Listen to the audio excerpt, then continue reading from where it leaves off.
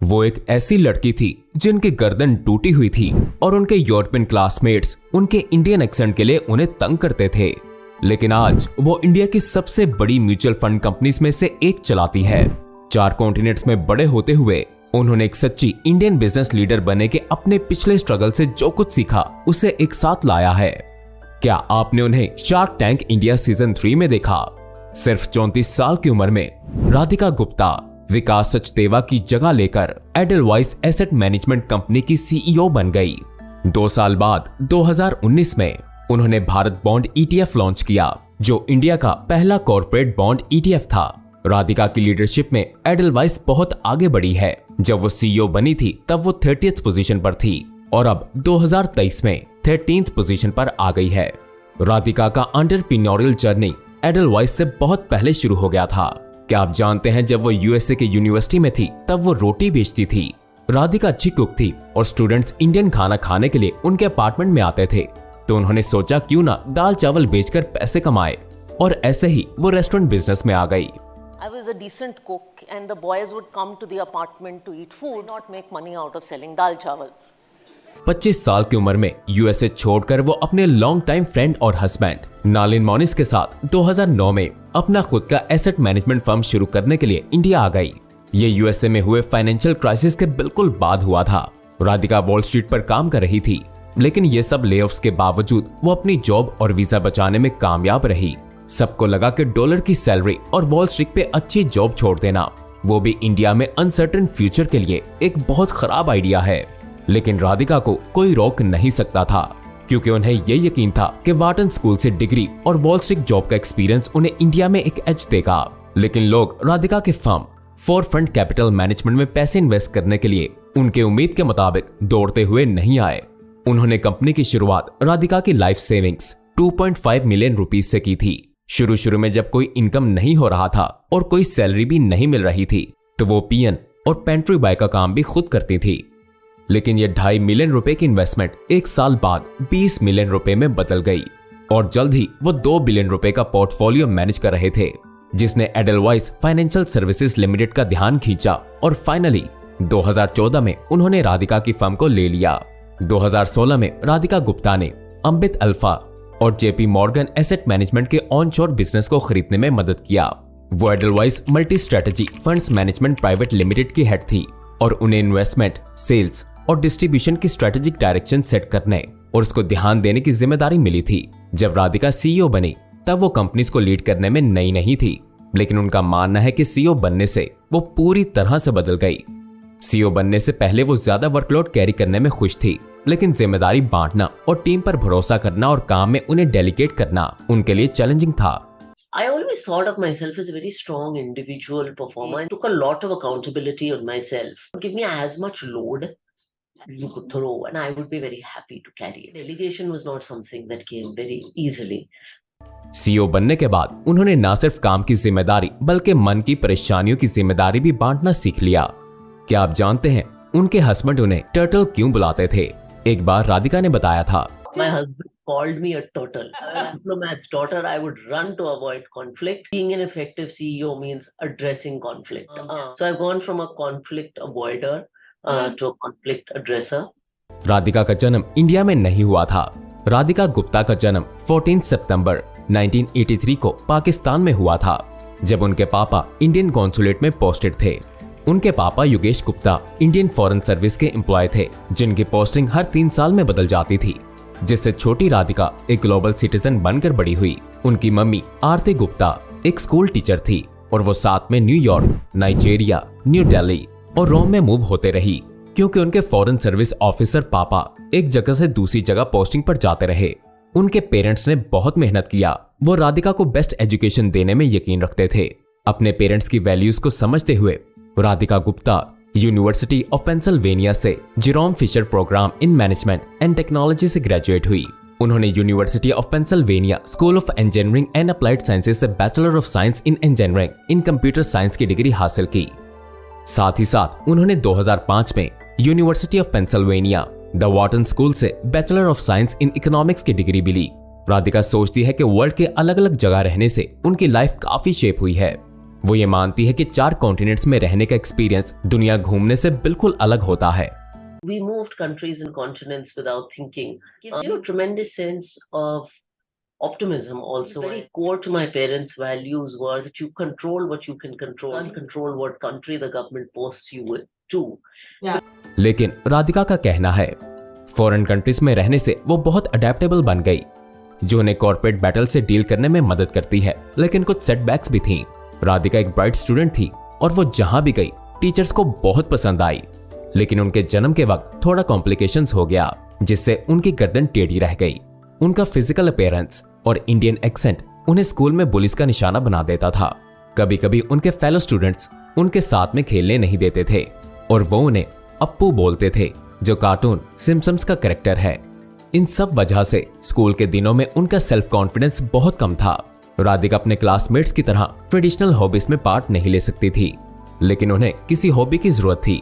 तो जब वो 13 साल की हुई तब उनके पेरेंट्स ने उन्हें ब्रिज सीखने और खेलने के लिए मोटिवेट किया।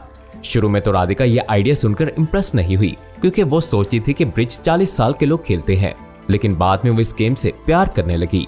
राधिका ने अपनी पहचान पढ़ाई में ढूंढा। वो जहां भी गई एक स्टार स्टूडेंट रही।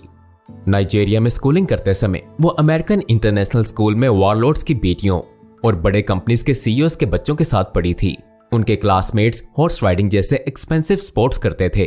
दूसरी लड़कियां पेरिस और लंदन में घूमने जाती थीं और छुट्टियों के बाद एक्सोटिक स्टोरीज लेकर वापस आती थीं। राधिका स्कूल में एक ही ऐसी लड़की थी जिसके पापा गवर्नमेंट सर्वेंट थे और हालात खराब करने के लिए उनके पास एक बहुत ही खराब टेलर था। एक बार उन्होंने बताया, And I was here wearing clothes designed by my mother, stitched by a local tailor. He would insist on putting these fake labels on them. It was Nike with 2 Ks and Gucci with 3 Cs. इसमें कोई हैरानी नहीं थी कि वो बिल्कुल misfit महसूस कर रही थी।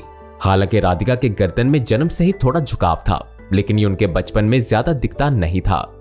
लेकिन बड़े होने के साथ ये झुकाव ज्यादा नजर आने लगा।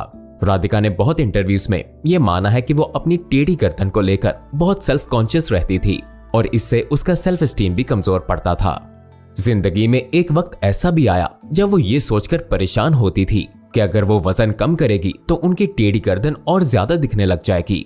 लेकिन समय के साथ उन्होंने अपनी कमियों को मान लिया। राधिका ने अपनी टेढ़ी गर्दन को एक अलग अंदाज से देखा और ये रियलाइज किया कि ये उनके दूसरों से अलग बनने वाली चीजों में से एक है। इसने उन्हें चीजें अलग तरीके से करने को प्रेरित भी किया। उन्होंने अपने book limitless the power of unlocking your true potential में ऐसा लिखा है। उन्होंने इस टॉपिक पर अपनी नए बुक में TGIF thank God I am flawed नाम का एक पूरा चैप्टर लिखा है। लेकिन राधिका हमेशा ऑप्टिमिस्टिक रही। Ever to take a cue from the game of bridge, life is truly about the cards you're dealt. It's about what you make of those cards. ऐसा राधिका कहती है। राधिका अपने कार्ड्स सही से खेलना चाहती थी और अपने हाथ गंदे करना चाहती थी, ना कि अपने पेरेंट्स की तरह किसी प्री डिसाइड किए गए करियर को फॉलो करना चाहती थी। वाटन स्कूल में पढ़ाई करते हुए भी उन्होंने माइक्रोसॉफ्ट में इंटर्नशिप किया, लेकिन वो उन्हें ज्यादा टेक्निकल लगा। तो ग्रेजुएशन के बाद वो कंसल्टिंग रोल में मैकिन्सी एंड को में शामिल हो गई। राधिका का मैकिन्सी में इंटरव्यू बहुत इंटरेस्टिंग था। सीनियर पार्टनर डियान ने उनका 90 मिनट का इंटरव्यू लिया और राधिका ने 85 मिनट ब्रिज के बारे में बात किया। अच्छी बात यह था कि डियान खुद भी ब्रिज चैंपियन थी और ये डिस्कशन अच्छे से खत्म हुई। जब राधिका ने मैकिन्सी ज्वाइन किया तब शुरू में उन्हें प्रॉब्लम हुई, क्योंकि उन्हें कंसल्टिंग करियर कैसा होता है इस बारे में कोई आइडिया नहीं था। राधिका ने रिकॉल करते हुए कहा कि जॉब के पहले 3 साल बहुत चैलेंजिंग थे। वो दिन में 16 से 18 घंटे काम करती थी, जिसमें वीकेंड्स भी शामिल थे, और वो ये लगातार सोचती रहती थी कि वो कहाँ आ गई है। आज उन्हें भले ही बहुत सक्सेस मिली है, लेकिन उन्होंने शुरू में अपनी असली प्रोफेशनल पहचान ढूंढने में परेशानी हुई। वो Goldilocks and the 3 bears story के गोल्डीलॉक्स जैसी थी। फाइनेंस की दुनिया में आई और बाद में AQR कैपिटल में चली गई। राधिका के पास एसेट मैनेजमेंट का कोई बैकग्राउंड नहीं था, लेकिन उन्हें लगा ये उनके लिए सही है। आज वो इंडिया की सबसे सक्सेसफुल वुमेन कॉर्पोरेट लीडर्स में से एक है। लेकिन राधिका ने भी काफी स्ट्रगल किया है। बदलती हुई कल्चर्स के साथ एडजस्ट करते रहना और इमोशंस को डिकेड्स तक दबा कर रखना, इस सब का राधिका पर असर हुआ। 22 साल की उम्र में वो जॉब की तलाश कर रही थी, लेकिन उन्हें 7 कंपनीज ने रिजेक्ट कर दिया। इतना ज्यादा प्रेशर था कि वो कुछ ऐसा सोचने लगी जिसके बारे में सोचना भी कभी सोचना नहीं चाहिए। जिस दिन उन्हें 7वें जॉब से रिजेक्शन मिला, उस दिन वो अपने हॉस्टल के रूम में 19th फ्लोर पर बैठे हुए बहुत लो फील कर रही थी। वो सोच रही थी कि एक अच्छी बच्ची की तरह पढ़ाई करने और सब सही चीजें करने के बाद भी वो 7 ग्लोबल कंपनीज को इम्प्रेस नहीं कर सकी। So I was sitting in my dorm room on the 19th floor. I was looking out the window and I said out loud, something is wrong with me. I'm going to jump out of this window. Fortunately, उनकी सबसे अच्छी friend ने ये सुन लिया और hostel authorities को बताया, जिन्होंने पैनिक होकर राधिका को एम्बुलेंस में भेजकर एक साइकेट्रिक हॉस्पिटल में एडमिट करा दिया। वो इंटरव्यू के बारे में बताकर अगले दिन वापस हॉस्टल में आ गई। ये वही इंटरव्यू था जो उनका बोस्टन में मैकेंसी के साथ होने वाला था।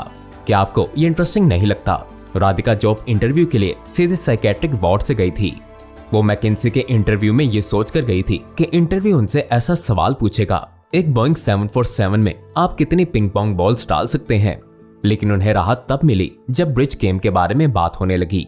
वो यकीन नहीं कर पाई जब वो सिलेक्ट हो गई, क्योंकि इंटरव्यू के बाद लिफ्ट से नीचे जाते हुए वो ये सोच रही थी कि कोई भी ब्रिज के बारे में बात करके मैकेंसी में कंसल्टिंग रोल के लिए चूज नहीं किया जाएगा। लेकिन जब वो ग्राउंड फ्लोर पर पहुंची, उन्होंने देखा कि सीनियर पार्टनर उन्हें ऊपर आने का इशारा कर रही थी। उन्हें लगा वो कुछ भूल गई है, तो वो ऊपर चली गई।